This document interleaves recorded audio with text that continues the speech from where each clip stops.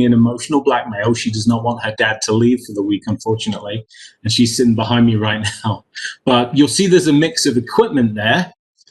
Because I'm British, of course, tea is a must. So I've got my teapot and tea bags, along with 4 cups for my colleagues, noise-canceling headphones. The bear is an interesting piece of equipment because although it just looks like my emotional support toy, what it actually is, it's a temperature sensor and a vibration sensor and an electromagnetic field sensor all rolled into one.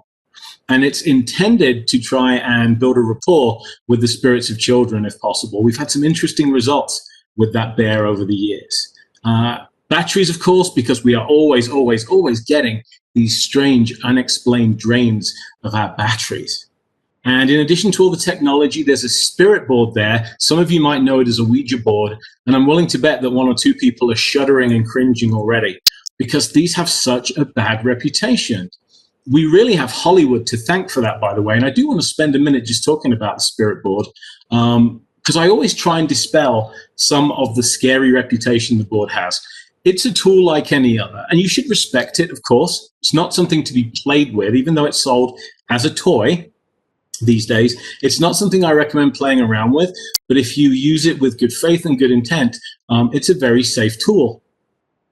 Cats, definitely an impediment to packing. If you have 1 or have 2, guaranteed they will see an open suitcase and want to join you on your adventures. These are 2 of mine. And of course, any opportunity to get into my kit before I go on an adventure, and they are right in there. This is a good friend of mine, Mr. Robert Murch, and Robert runs the Talking Board Museum in Lakewood, not too far from us in Longmont, about maybe a 30-40 minute drive. And part of the reason I love talking about spirit boards or talking boards is this man. Robert has more talking boards than any other human being I know. And indeed, he is actually the chairman of the Talking Board Historical Society. His business card is chairman of the board, which I love. It's the best pun I've seen in a long time. And if you ever get the chance to visit Robert's museum, which is in the basement of his home, this is just a selection of some of the boards that Robert has. If you saw the TV show Stranger Things, you can see that he actually was a consultant on that show and has the board from that. Many of these boards came from all around the world, and he consults on a lot of movies, like the Ouija movies, What Lies Beneath, I believe it was, with Harrison Ford and Michelle Pfeiffer. So you would think that if there was a haunted house in the state of Colorado, this would be the one, right? I went to Robert's home. He invited me over. We took a bunch of equipment, found absolutely nothing. And he disappointed me. He said, no, strange things do not happen around here, I'm afraid. This is Robert's bathroom, the scariest restroom in all of Colorado, if not the world, believe it or not. Nobody sits comfortably in this room, and yet no strange things take place at all. So kudos to Robert. And staying in the Colorado realm for a while, I want to talk about the Denver Botanic Gardens, one of my favorite locations. This is the cover of a book I wrote called The Dead Below, which looks at the history and my investigation of the gardens. And this is the Waring House. It looks very spooky. It's this beautiful, beautiful building at the heart of the Botanic Gardens, which backs onto Cheeseman Park. So in daylight, it looks a lot more innocent, doesn't it? And the story behind the house is that really the Botanic Gardens and Cheeseman Park are also built on the old Denver City Cemetery. This is a story that comes out pretty much every Halloween, and it's definitely a true story. The fact that when they built the Botanic Gardens and when they built Cheeseman Park, they did not move all of the bodies from the cemetery before they did that. They moved only a relatively small number of them. The rest of them they moved the headstones. They moved the headstones and relocated some of the bodies to a cemetery elsewhere on the outskirts of the city because they felt that Denver was growing too much in the late 19th, early 20th century, and the city was encroaching upon the cemetery. They did not want the cemetery to be right in the heart of Denver. So a lot of people's relatives were just left, and they are still there. They are underneath the Botanic Gardens to this day. And so it's really no surprise that strange things are reported there on a regular basis. Very famously, they had a night security person quit without explanation, but left in the middle of the night and would not come back. So when I heard this, I really was desperate to investigate further, and they were kind enough to let myself and a small team of investigators be locked inside the Botanic Gardens for 6 nights over the course of a couple of weeks. And it was an incredible experience. Now, at night, the gardens look a little bit more sinister, and this is the Waring House from the back, from the rear. You can see that lit doorway is the rear entrance. And it was very, very interesting that the first night we arrived here, we were met by a new security guard, and she was very interested in the paranormal and told me that she had turned out all the lights, making her security sweep earlier that evening. And as we came around a corner, we saw, this is not an actual picture of that event, but we saw that all of the lights had been switched on again since she'd left. And she was not thrilled to have to deal with that. So she quickly locked us inside the house and went back to her security station, and we did not see her for the remainder of the night. And a lot of activity here in the Botanic Gardens. They do have a great sense of humor about it. This is a sign that I found on the basement door. Please see that this door is closed and latched before leaving the basement. It keeps the ghosts in. When you go down to the basement, you really are below ground level, and all around you, you have these buried human remains. So what that really means is that you have coffins on all sides of you. And we use devices which attempt, sometimes successfully, sometimes not, to pick up the voices of spirit entities. And what happened in that particular case was that we would ask, where are we right now? And we received a very chilling voice that replied and said, in a mass grave, which I thought was a remarkable thing to hear. Indeed, it's so very, very accurate, you know? So voices inside the Waring House have been heard telling the staff members to leave the building at night. They'll say, get out, which is fairly common in some hauntings, but I haven't found any evidence to suggest that they are truly unfriendly spirits.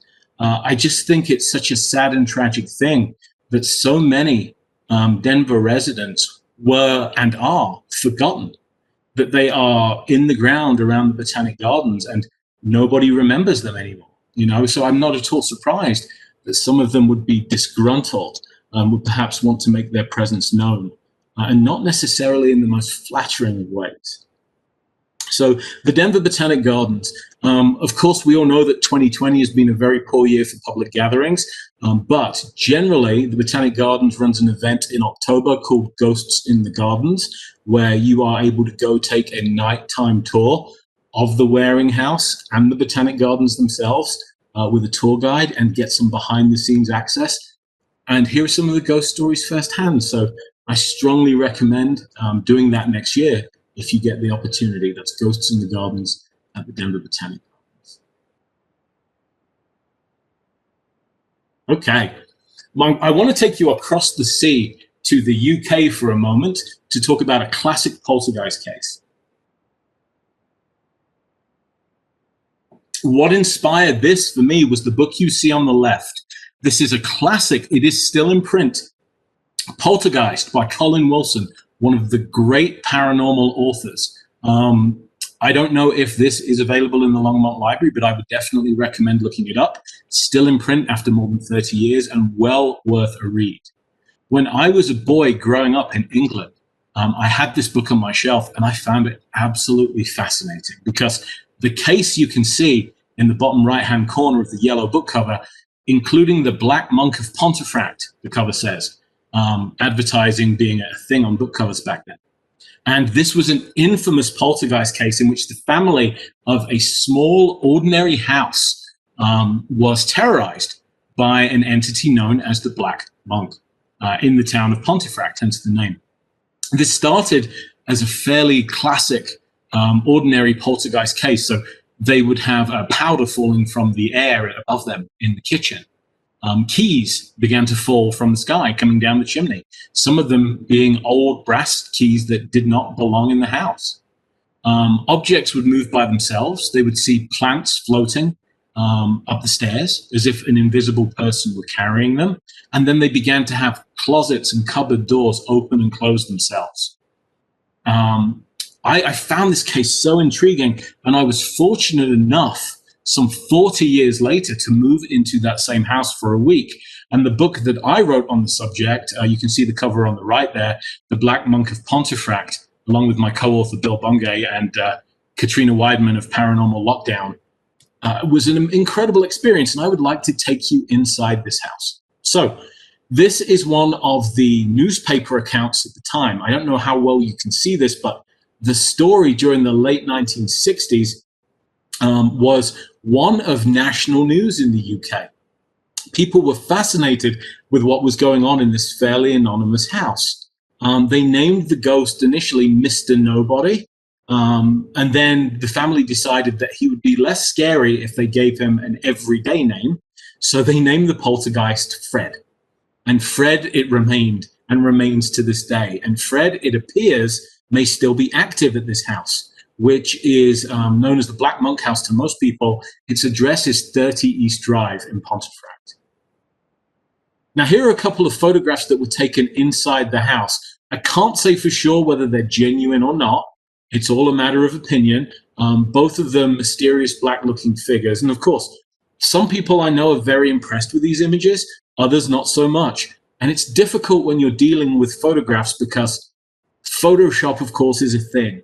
But I know at least one of these investigators personally, and this particular gentleman's a man of integrity, so I have no reason to doubt his word.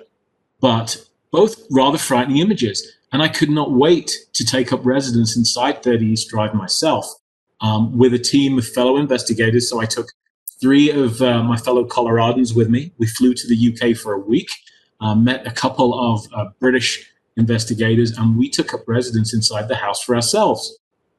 The house that, the house became the subject of a movie back in around 2012 called When the Lights Went Out. You can see the poster for that movie on the left and a scene from the movie on the right. And this heavily dramatized the story of the Black Monk haunting.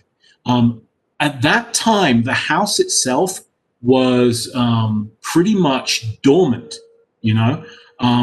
But when the film came out, the movie came out, people began to ask, well, what's the story with this case? They did not shoot the movie in the house. They shot the interiors on a soundstage, as most movies have done, and the exteriors, they used a different house. But it turned out that the actual house itself was just sitting there, forgotten by history. And so the producer of the movie bought the house. And his intent was very, very simple. He wanted to, for publicity, hold the premiere of the movie inside the house where the haunting took place, which is a stroke of marketing genius. But he quickly determined that he'd gotten a little more than he bargained for when he purchased this piece of real estate. So what you're seeing here is the bedroom of Diane, who was the daughter of the family, the Pritchard family, who were in the house and owned the house at the time of the poltergeist outbreak. The house was empty, and yet Diane's room had been completely trashed. So this damage had been done to the bed when the house was completely empty, as if someone had gone in there and thrown everything around. The neighbors, because there is a house that directly adjoins 30 East Drive, it directly connects, they do hear people walking around the house when it's empty. They do hear the sound of a TV. And this happened even when there was no TV inside the house. They hear voices, they hear knocks and rappings and all kinds of things. So they've just gotten used to living next door to Fred. This is the kitchen of the house when we took up residence. Again, this looks like your average British household. On the left, you can just see the fireplace and the chimney where a rain of keys came down. It doesn't look like your typical haunted house, does it, ladies and gentlemen? It looks like the average kind of place where a family might live. You would not realize that this was one of the most haunted homes in the British Isles, reputedly. Now, this is the living room.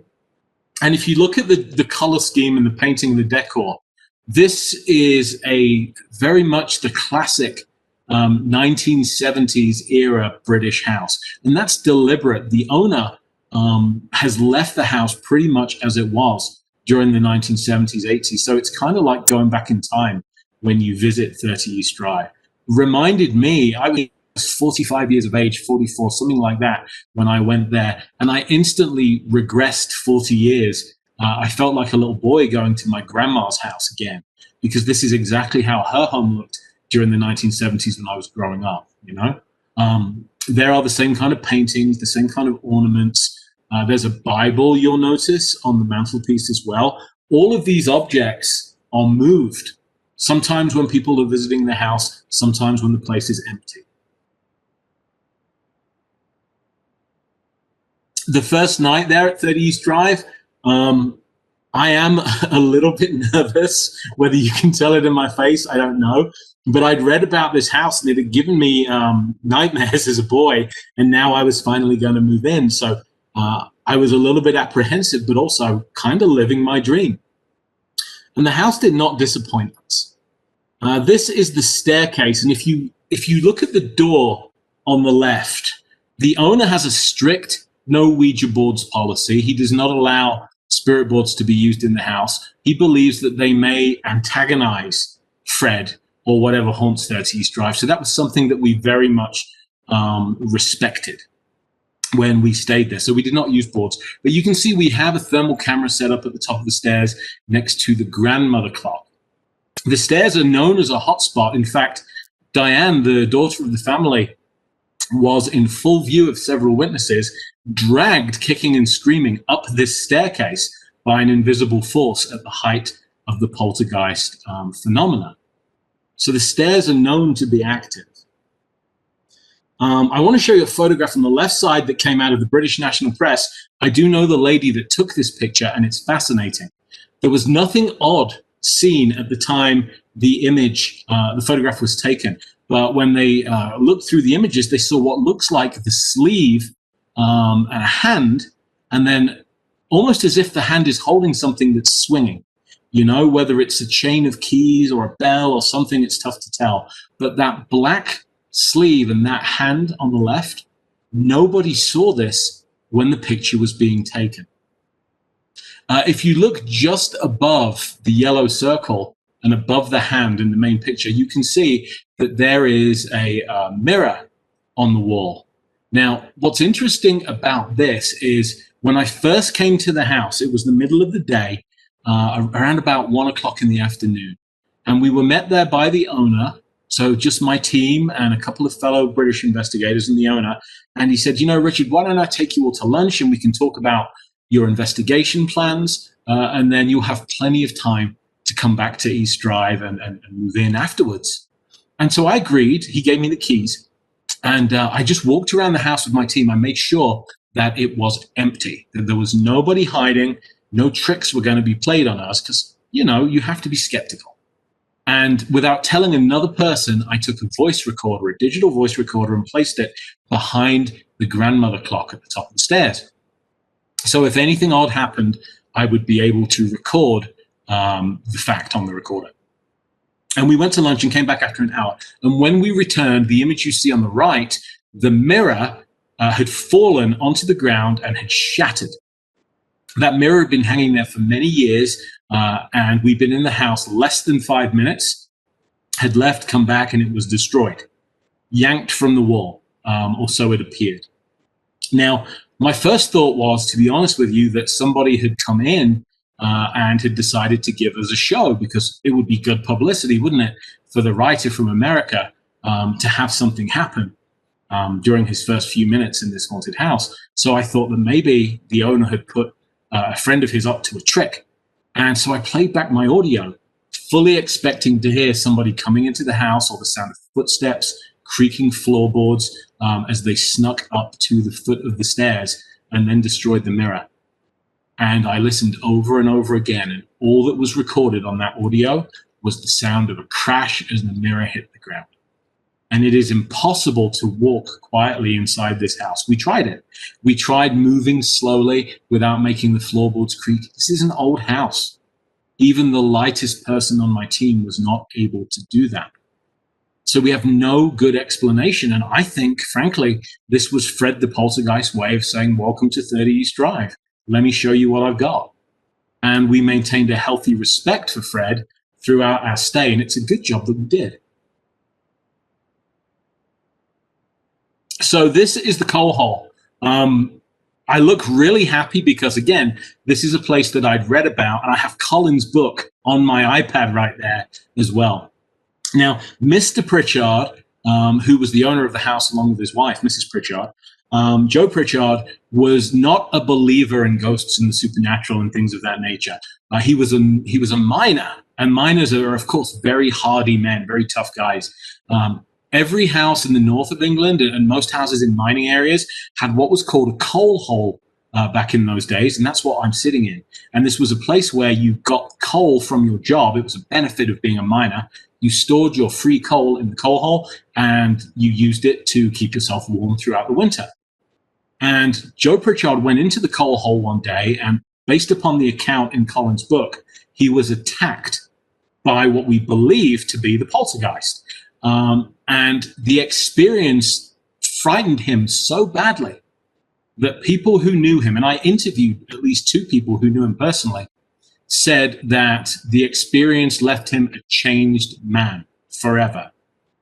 He came out of this place, this very small place, terrified and deeply, deeply upset, and his whole view of the world had changed.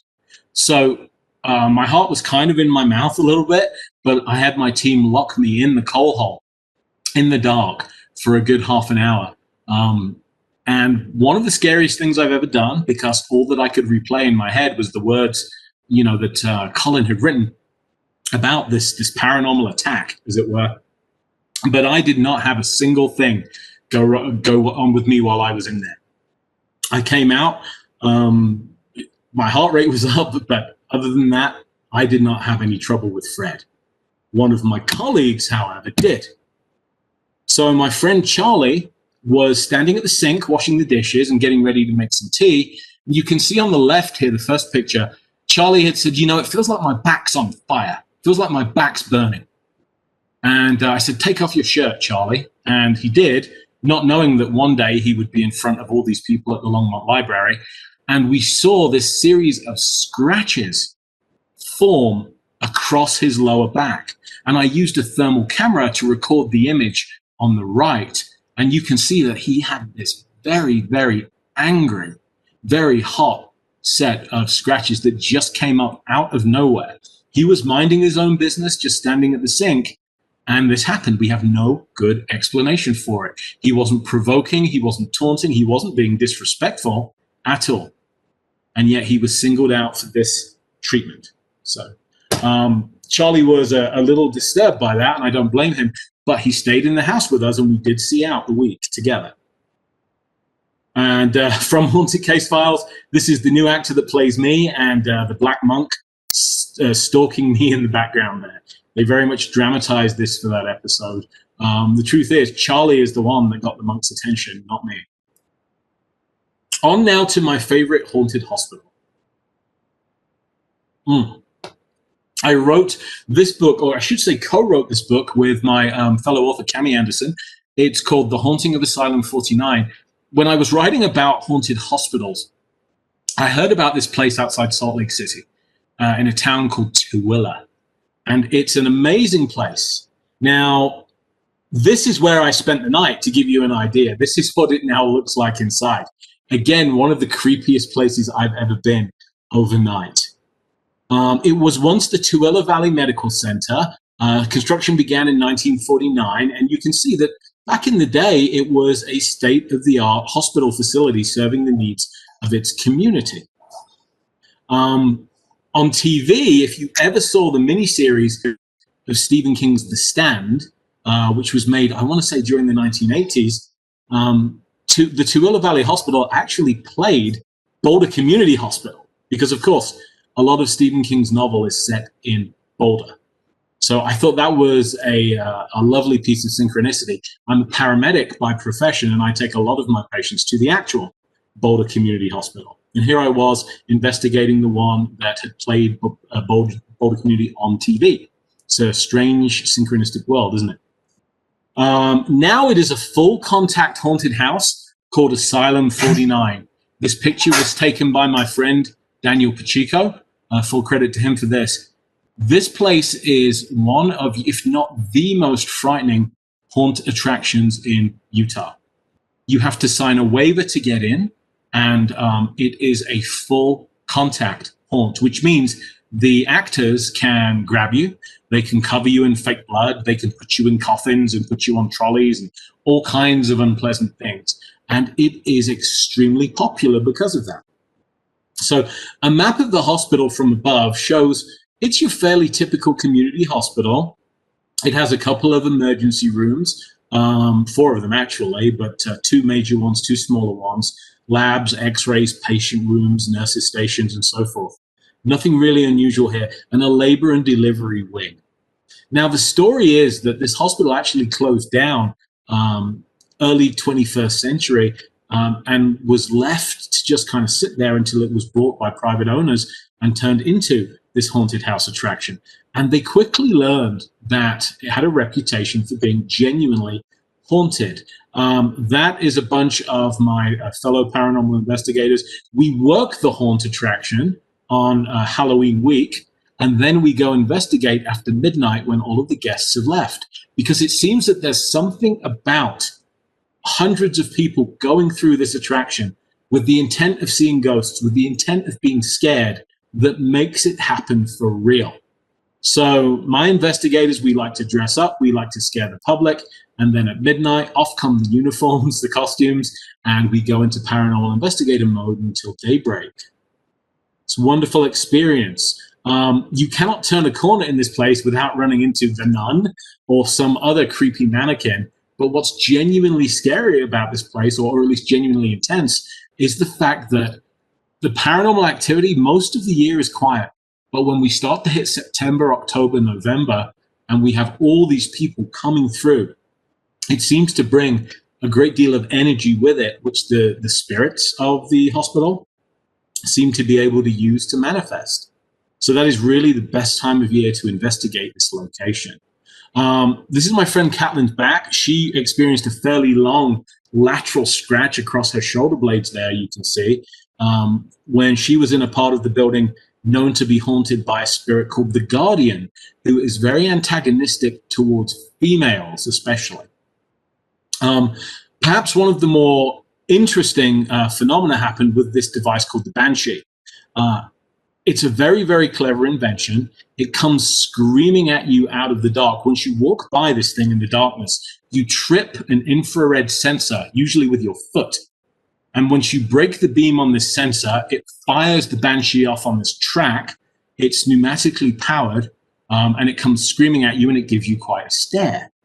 So when I was investigating, of course, after midnight, I did not want this thing going off and disrupting our investigation. So we took the sensor and we placed it face down on the ground, which meant the beam was in direct contact with the floor, and there should be no way that this thing could be triggered.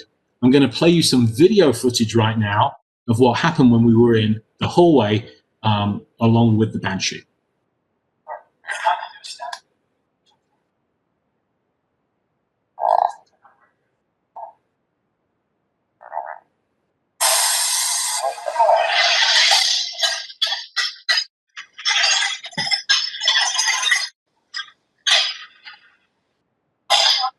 So as you can see, the Banshee took on a life of its own. It came flying out of the darkness at us and had been triggered from within the room. The only way to fire the Banshee off, if the beam is not broken, is to push a manual trigger, which is way back in the depths of that room. And there was nobody in the room to trigger it. So that was definitely one of the more intense moments for us of our investigation at the hospital. Short of a mechanical malfunction, we can't explain it. And I should point out that the Banshee has never done this either before or since. It has only behaved this way when we were investigating in this particular part of the hallway. Another great piece of footage I'd love to show you from Asylum 49. proves the point that paranormal investigation is not glamorous. I'd like you to keep your eyes on the door, right where the pointer of my mouse is. And we are sitting just in an empty hallway, and we are waiting for stuff to happen. We have recorders running. We have video wired everywhere. And there's nothing really going on. This is the dead of night, like 20 minutes till midnight. And then keep an eye on that door, and boom. All of a sudden, it just decides to close itself. Doors will open and close themselves all the time in this particular location. We have no good explanation for why. So Asylum 49 is open to the public every Halloween. I know that they've been restricted this year because of coronavirus, but they are open to the public every Halloween. So if you feel a trip, it's about it's about an 8-hour drive from Colorado. And again, it's a great place to go get scared and meet some ghosts, literally and figuratively. Malvin Manor, again, one of my favorite haunts, a place that I go back to over and over again. This is in the town of Malvin, Iowa. And Malvin Manor was initially built as a hotel. The screen grab you can see there on the right is a shot from the TV show Paranormal Lockdown. And I freeze framed it at just the moment. There's a ghostly face there too on the screen.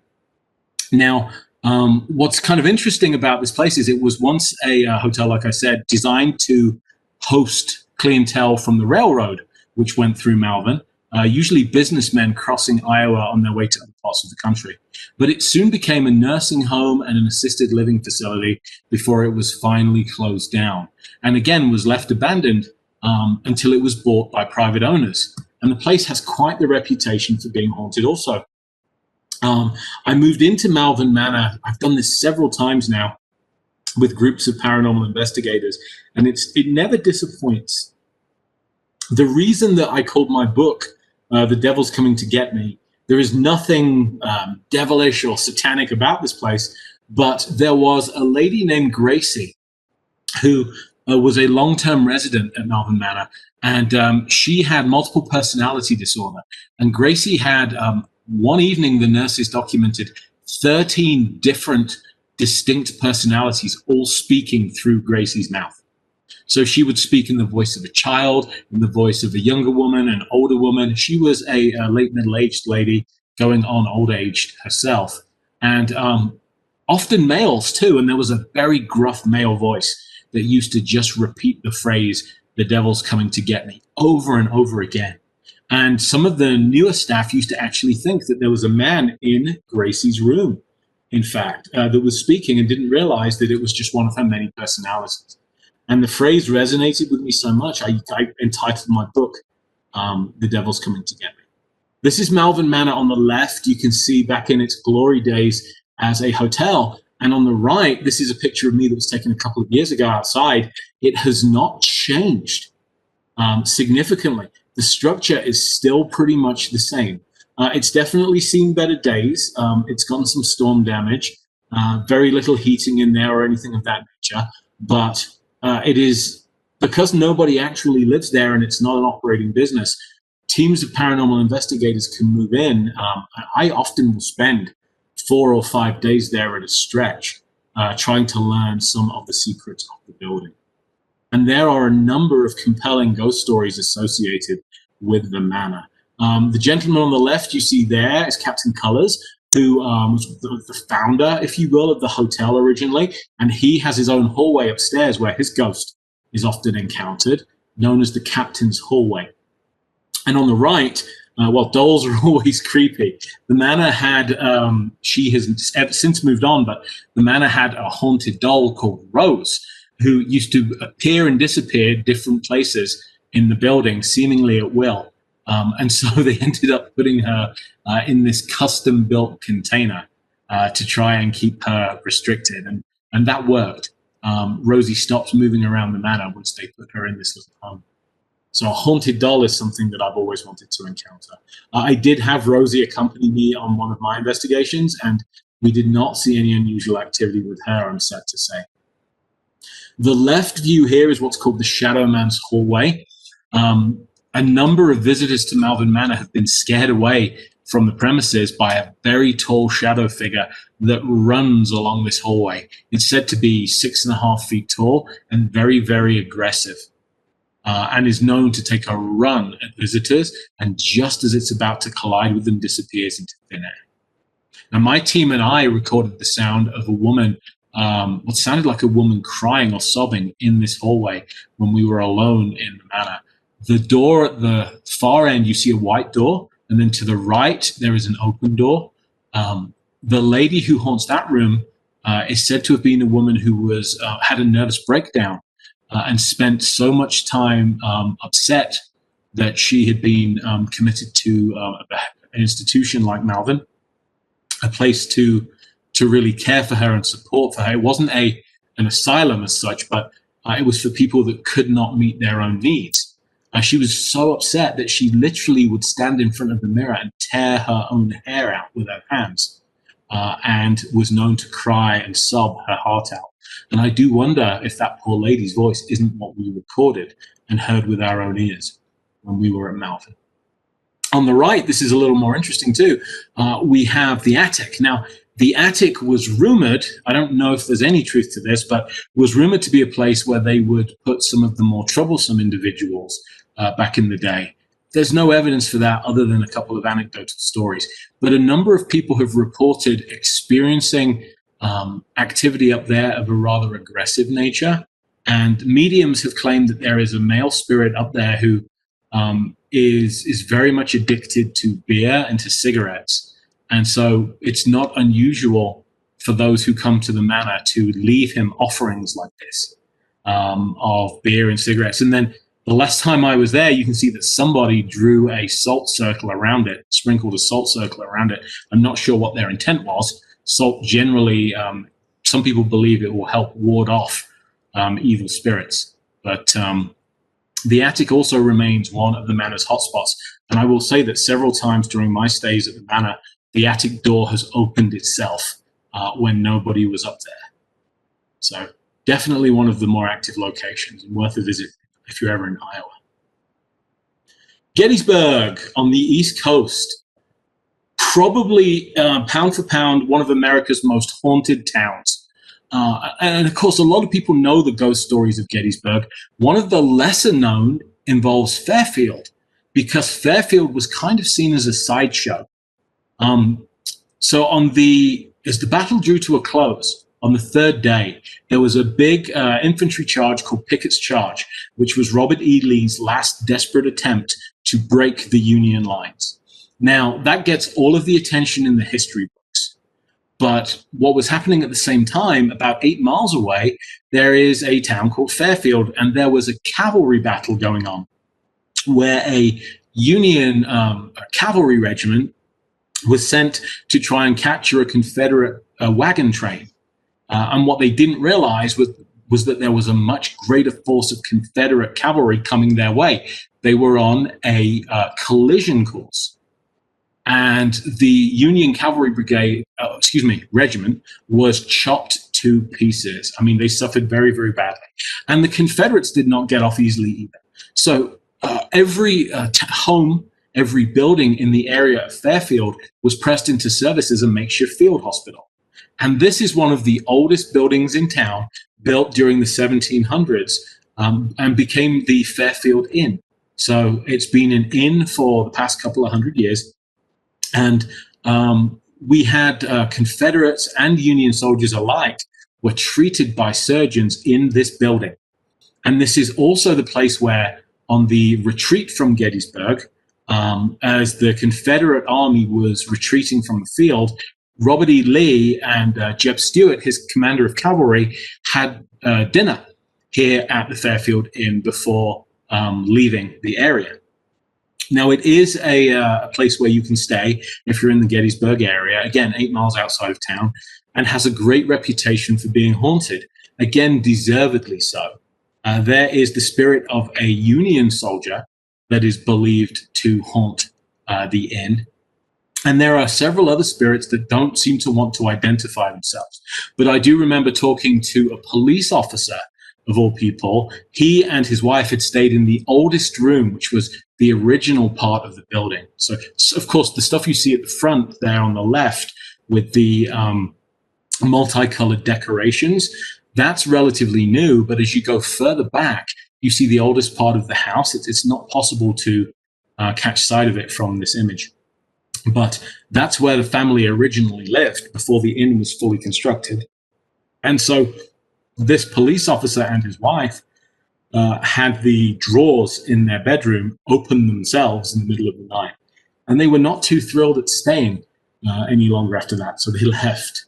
A very cool thing is this device we use called an ovilus. You can see on the left what this is essentially a dictionary, very controversial device in the paranormal field. Some people believe it's genuine. Some people think it's absolutely a waste of time.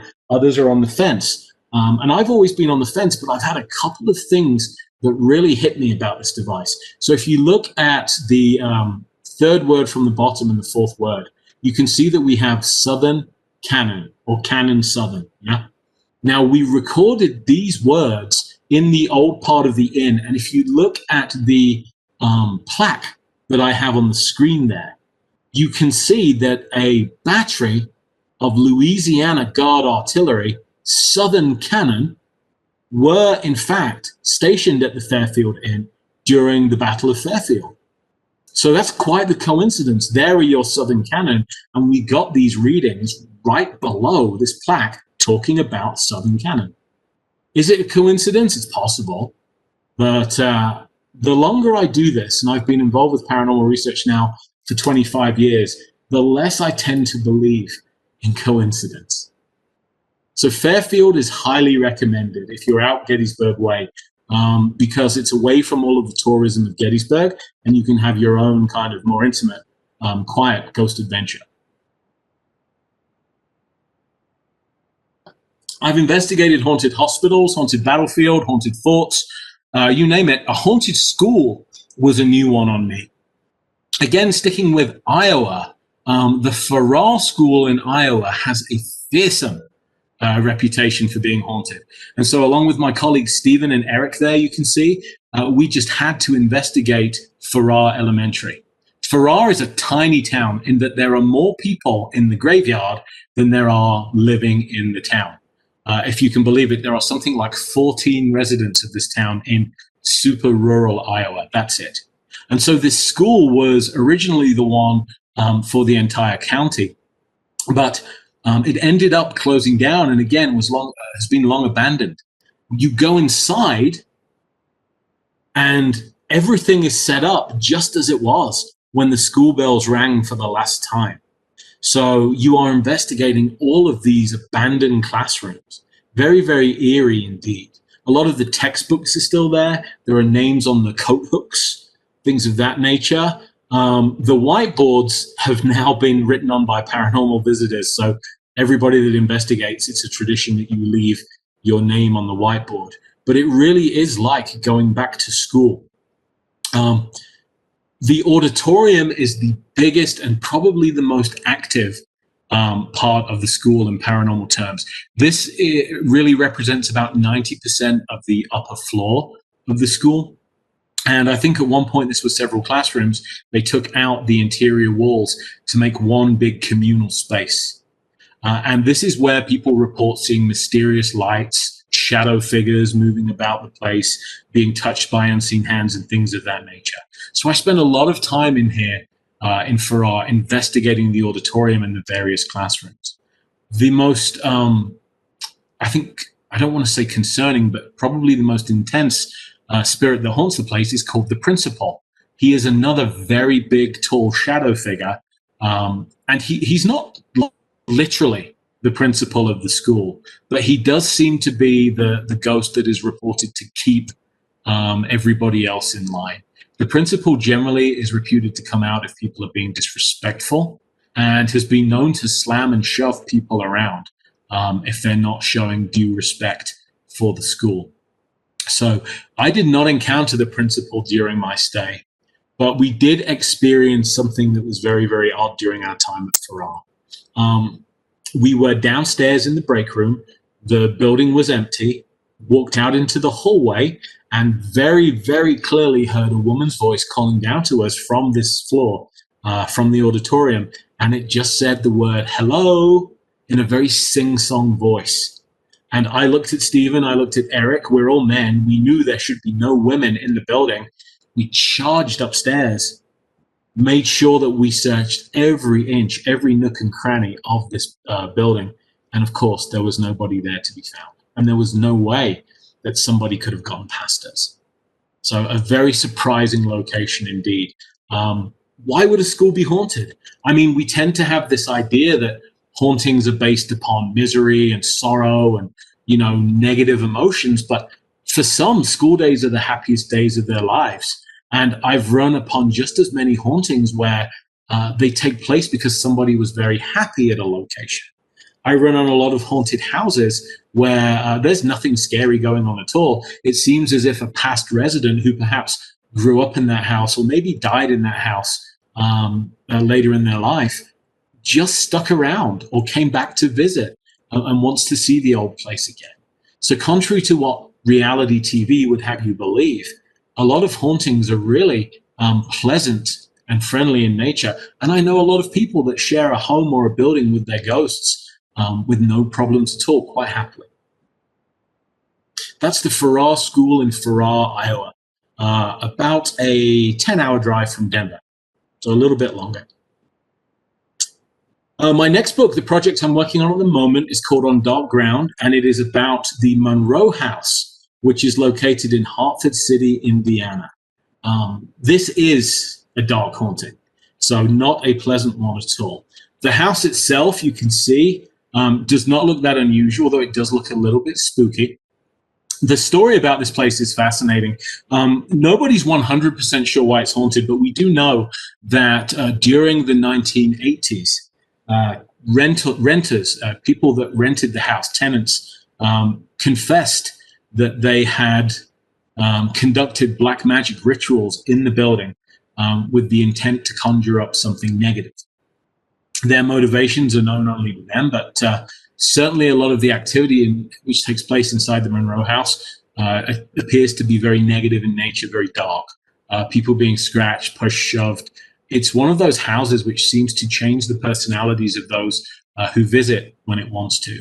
And there are reports of teams who get on very well, teams of paranormal researchers who've come to beating each other up.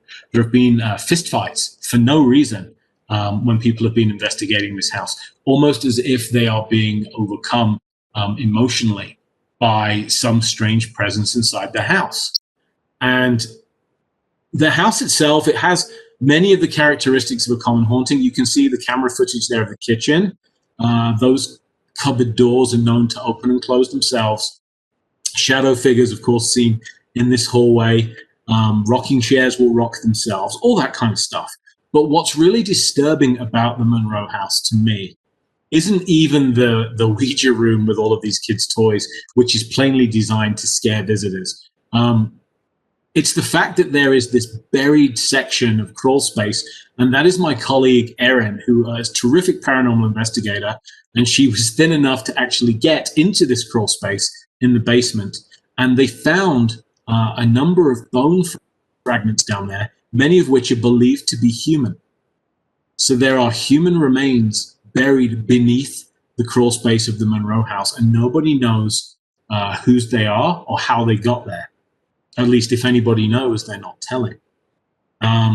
This was first made, I don't want to say famous, but infamous perhaps, by the TV show Paranormal Lockdown, when Nick Groff went into the crawl space and found fragments of what he thought was human bones and human remains. The police were informed. The police do not consider this to be suspicious, but the fact remains that somebody is buried underneath this house and we don't know who or why. So very, very interesting. Erin was very game. She bravely volunteered to go into the crawl space herself to take a recorder, which is what you see in her hand on the right. Nothing unusual happened to Erin while she was in that place, but we were all holding our breath, waiting for her to come out safely. On our last night at the Monroe House, we'd gotten some interesting results, some interesting voice phenomena. But perhaps the strangest thing again was that I was sitting on the couch in the front room with a fellow investigator sitting there next to me. And in between us, we heard and we recorded the sound of a woman, again, crying, a female crying. And I talked with, if you know Michelle Belanger, she's a well-regarded author and paranormal researcher herself and a sensitive.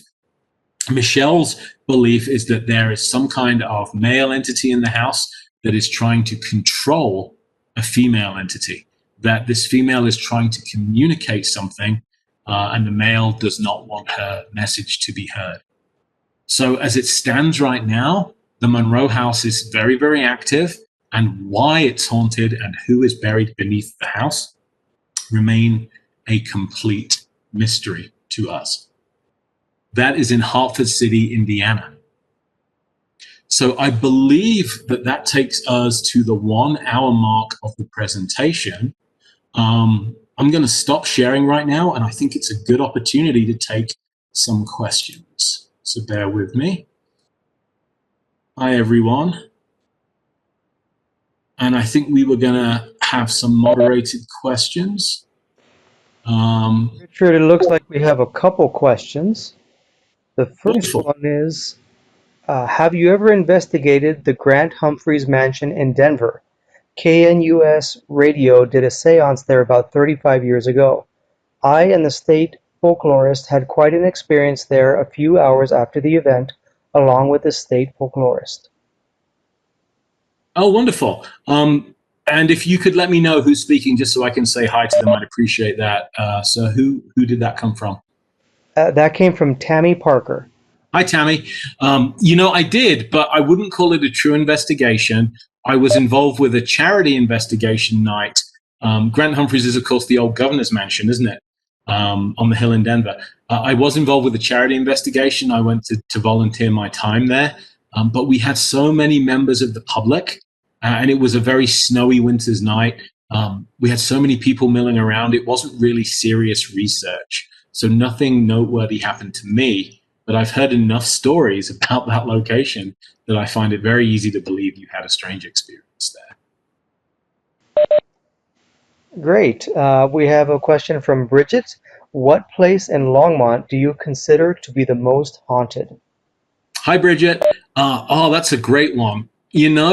Most people would go with the Dickens Opera House, which definitely deserves its reputation. I would say that when it comes to the Dickens, I've recorded some unusual activity on all of the floors.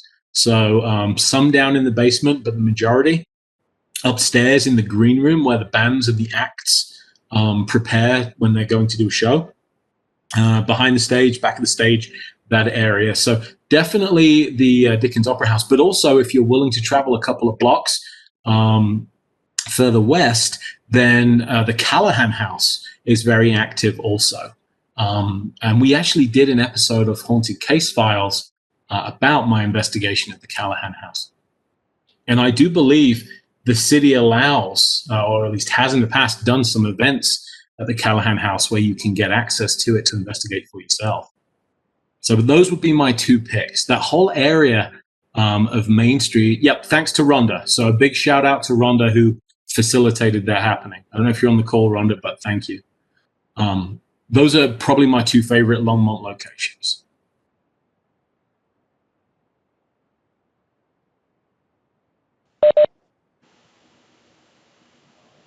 We have a question from Kristen. What made you want to get into paranormal research? Kristen, I grew up in my grandparents' house was haunted, or at least they told me it was, because I never experienced anything strange there. But as a young boy, I heard these stories about the old lady who supposedly haunted the house. When my grandfather was serving in the Second World War, fighting in Burma, my grandmother was raising my aunts and uncles, and it was one of those big World War II generation families, So I had quite a few aunts and uncles, and that was a lot for my grandmother to handle. But they told stories of this old lady that would come into their bedroom at night and tuck them into bed and tell them all to sleep tight. And my grandmother, it wasn't my grandmother. And so it was only when the kids started talking about this lady that she realized that it was a former tenant of the house who had died in the house. And this goes back to what I was saying about how a lot of the hauntings I've investigated have been friendly in nature.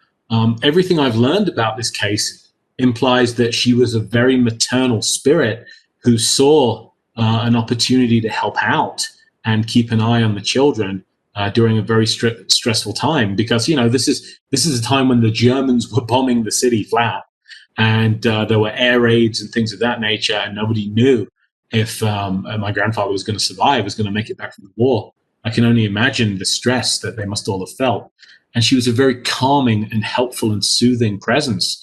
And as the children grew up and moved out and had families of their own, she stopped appearing. And I like to think that her work done, she moved on to whatever comes after this life. But I used to lay awake at night and in that house, and I was in that same kid's bedroom all alone, terrified and yet fascinated at the same time, hoping and also not hoping that I might get a visit from the phantom old lady. And I never did. But that sowed the seeds, I think, of my fascination with all things paranormal. That sent me to the most important place in the world, the library, where I got my fix of books by writers like Peter Underwood and Harry Price, Hans Holzer, people of that nature. And I've really never looked back because, as we all know, right, adventures begin at the library. All right, we have another question from Devin. Are there any haunted places in Fort Collins? Hi, Devin. You know, Fort Collins does have quite the reputation. I generally haven't gotten that far north just because I have some friends that investigate up there. So I haven't done a whole bunch of them myself. But there are several teams actually that investigate in the Fort Collins area.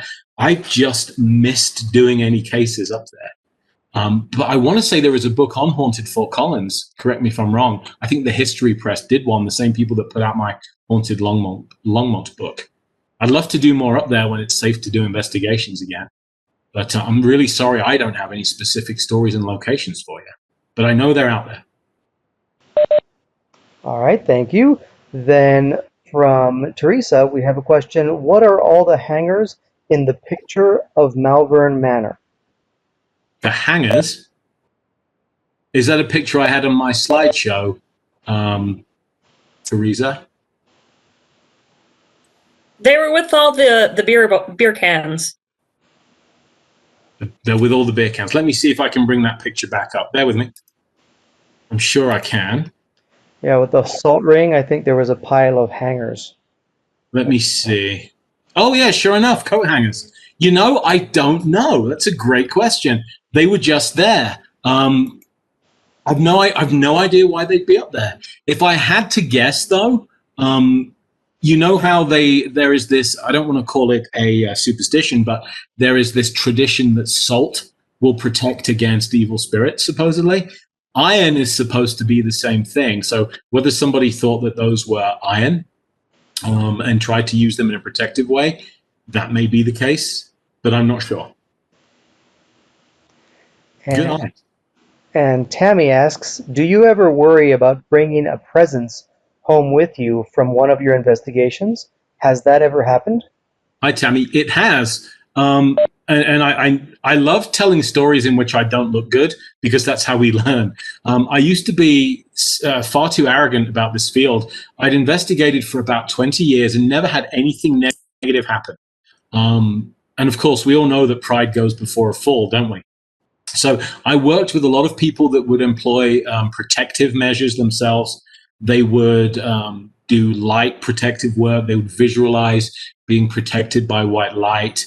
They would have their own private protective ritual. You know, there were different techniques. They would do sage and smudging and things of that nature. And I used to laugh at that kind of stuff, to my shame. And I get it. I used to be very much more skeptical than I am now. Although I do remain somewhat skeptical, I've seen enough during the course of my career that I find it easier to believe than I did before. Anyway, I had a year when I went to a number of very haunted locations. And around about, it was December, I'll never forget this. The Christmas lights in our front yard used to switch themselves on at night. It was the strangest thing. And it would usually be quite late in the evening. And the yard decorations we would turn off at about 9 o'clock, go to bed early because we're middle-aged. And then by 11 o'clock, but always before midnight, they would be back on. So I tried to troubleshoot this and thinking like a skeptic, I thought, well, maybe it's the cold weather. Maybe it's making a contact in the power switch freeze and connect to circuit or something like that. So I traded out all the power cables and it kept happening. And I ended up experiencing some other odd things. My wife heard the sound of a woman's voice around the house, and my dog would bark every time this happened as if there was somebody in the house downstairs, and she would go running downstairs trying to chase whatever it was. Never anybody there. And, I was still writing this stuff off as just being fanciful or whatever. And then finally I was sitting at my dining table talking to my boss on the phone, middle of the day, broad daylight, sunshine coming through the windows, and I have a white front door inside. And I saw a shadowy figure walk past that front door and disappear into the wall to my garage. And I said to my boss, I'll call you back. I just saw a ghost. And it absolutely stunned me for a minute, because in the same way that medical professionals make the worst patients, we see terrible things happen, and we always think, well, it'll never happen to me. I'm the person that treats this, that deals with this. It won't happen to me. Well, the same thing happened in my mind when I was investigating claims of the paranormal.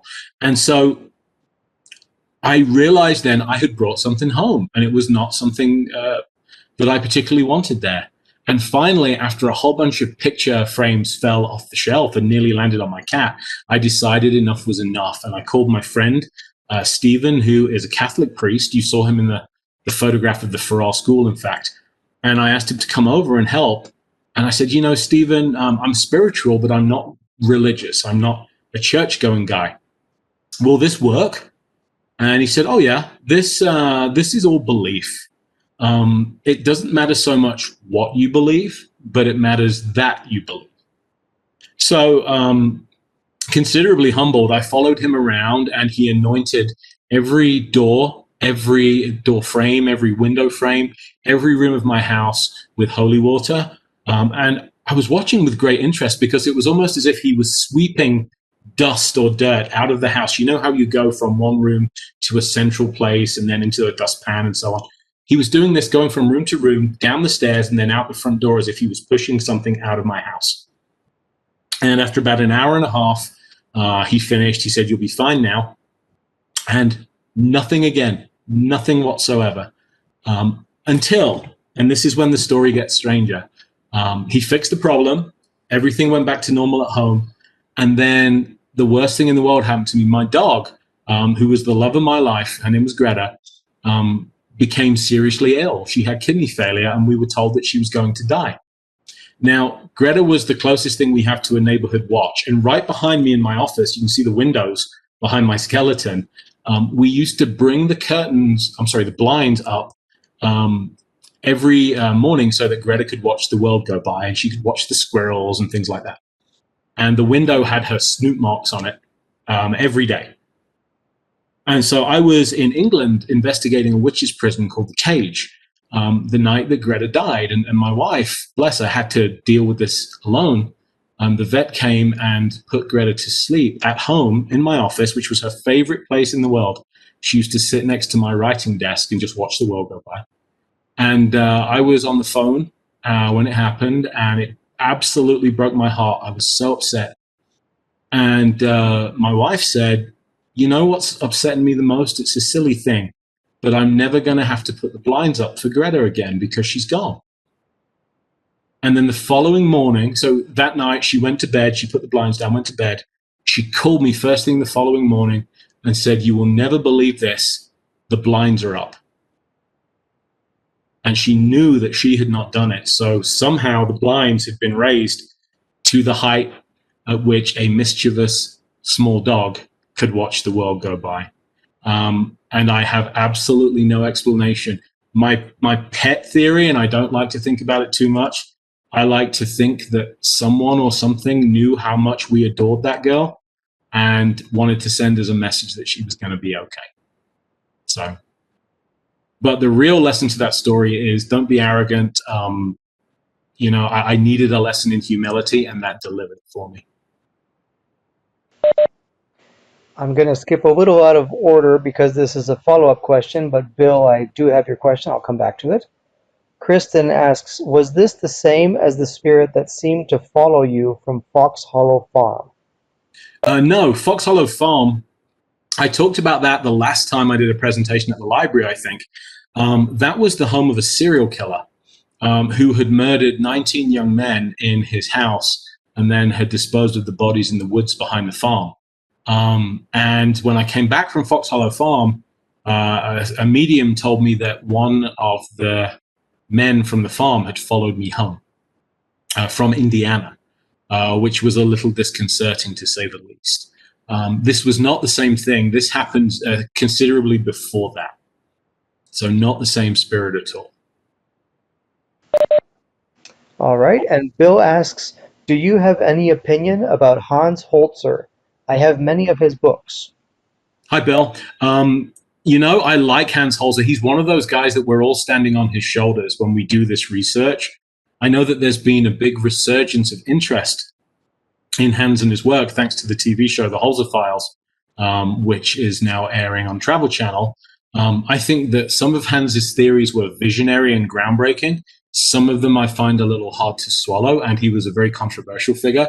But I think that the field was greatly advanced by Hans Holzer and his work. So I definitely give him a tip of the hat. And the truth is that we never quite know, do we, which theories are going to be abandoned 10, 15, 20 years down the line, and which ones were truly groundbreaking. So I think Hans, he definitely put it all out there. He investigated so many cases, and he wrote so much of it down. I think that we in the field owe him a debt.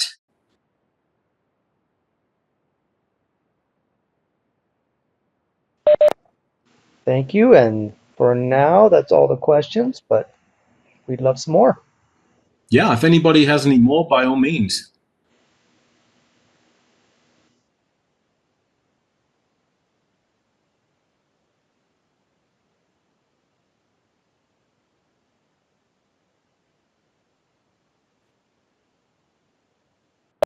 Because we don't have any, would you guys like to look behind the scenes at one last haunted location? How about that? Yeah, I'm seeing a couple of nods, so why don't we? Bear with me 1 second and I'll hit my sharing.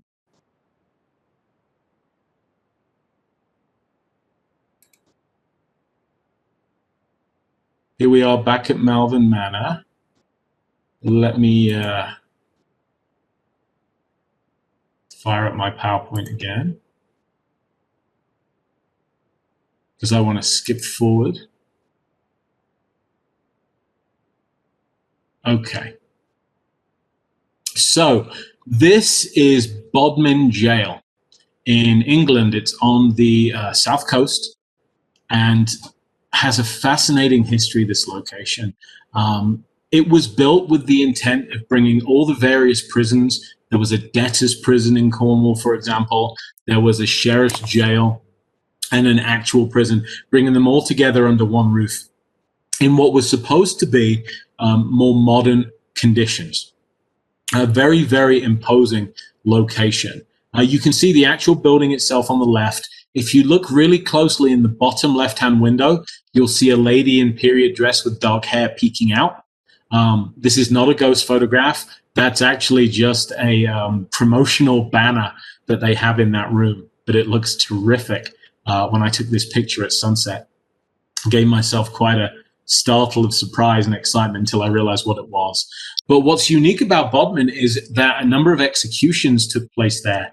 Until the early 1900s, most people were hanged outside the jail walls. So in other words, it would be a big public event, their equivalent of Super Bowl Sunday. People used to come to the town and they would buy food and drink beer and things of that nature. and they would celebrate as criminals were hanged in public.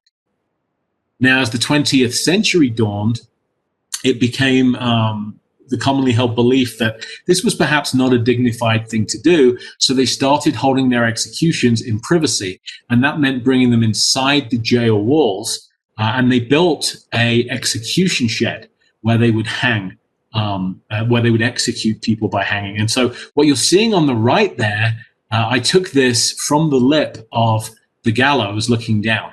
So although the rope is not original, this is exactly where they would have executed those people in the 20th century, before hanging became illegal, before capital punishment was taken off the books in the UK. And it's interesting the way that this was done. When the sentence of death was passed, we know that here in the US, you can spend decades on death row, as there are appeals and there are various legal maneuvers which take place. In Britain, in these days, you had to wait 3 consecutive Sundays. So the sentence of death was passed, at least 2 Sundays would pass, often 3, in order for you to make your peace with God and accept what you had done and become sorry for it, and then they would hang you. And you were hanged by this very specific method where the executioner came in. There were a few professional executioners across the British Isles that were truly adept at this, and they calculated exactly how far you needed to fall based upon how tall you were and how much you weighed. Because if you were allowed to fall too far, it wasn't impossible that your head would be ripped off your shoulders. And that actually happened in several hangings across the British Isles. So you couldn't be allowed to fall too far. On the other hand, if you didn't fall far enough, your neck would break and you would strangle, which made for a very, very ugly execution. The perfect hanging was considered to be one in which you fell just far enough to break your neck, which stopped you breathing and sent you into cardiac arrest. And this is still a technique that's used today. The most recent example I can think of actually is Saddam Hussein was executed via this specific hanging technique. So there was definitely an art form to it. And you were allowed to hang or left to hang for 1 hour after you stopped moving. So your body dangled in this pit for an hour to make sure you were truly dead. Then they tuck your body down. A doctor would certify that you were indeed dead, and you would be buried within the walls of Bodmin Jail. So prisoners were not allowed to be buried in local cemeteries, consecrated ground. They were buried within the jail grounds themselves. So absolutely no surprise that this place would turn out to be haunted. And I did spend quite a bit of time down in the hanging pit myself. This was February in England, so very dark, very cold, very dank, very gloomy. I got to operate the mechanism there, you can see, and the picture on the right is me looking up from the bottom of the hanging pit to the gallows, and then beyond that is the night sky. Now, what's interesting is that I'm not one of these people that tends to be physically or emotionally affected by paranormal investigations, but this was an exception. When I came up out of the hanging pit, my personality had changed. And the lady that runs the paranormal events at the jail actually said to me afterwards, it was almost as if your character, your personality had become that of somebody else. You were completely different. And I was in a foul mood. I was storming around the place, getting angry at the slightest thing, really, really agitated, and for no really good reason. And partly I think it was because my team were a little bit noisier and more boisterous that night due to how tired they were than anything. But I was getting so annoyed with them that I actually went home and I was driving back to my hotel when something made me turn around. This would be 5 o'clock in the morning, made me turn the car around, drove back to the jail, and she was still there. She hadn't finished locking the jail up yet. And I said, don't ask me why, but I feel like I really need to apologize to the jail that we weren't as respectful tonight as we ought to have been. And she said, well, I didn't think you were too bad, but if you feel like you need to, I will let you in again. And so I went back inside and went through the jail, and I went up to the top floor stood in the central hallway, and I said to the jail, just speaking to the building itself, I said, I'm really sorry if we came off as disrespectful tonight. I'm really angry, and I couldn't tell you why, but I'm also kind of disappointed in my team and I, so please accept my apology. And no sooner had I said that than there was a huge boom, as if you had dropped something very heavy in the middle of that hallway.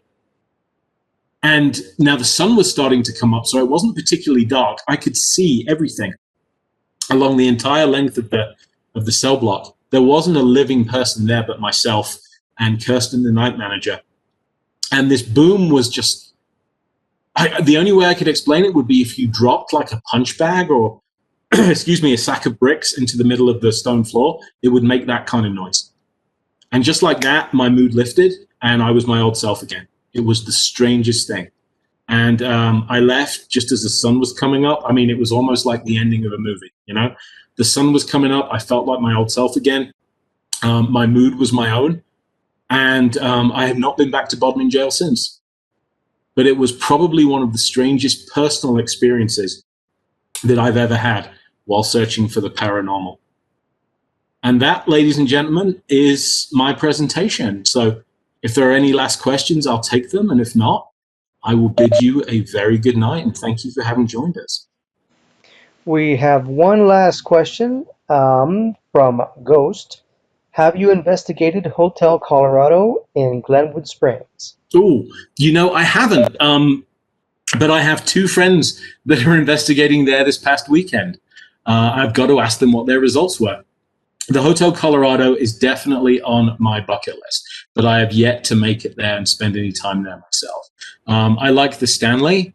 I worked at the Stanley for several years doing the ghost tours, and the Stanley absolutely deserves its haunted reputation. So that's probably the haunted hotel that I'm fondest of. But the Hotel Colorado and the Brown Palace also are the two Colorado haunted hotels that I would most like to spend some quality time. Great.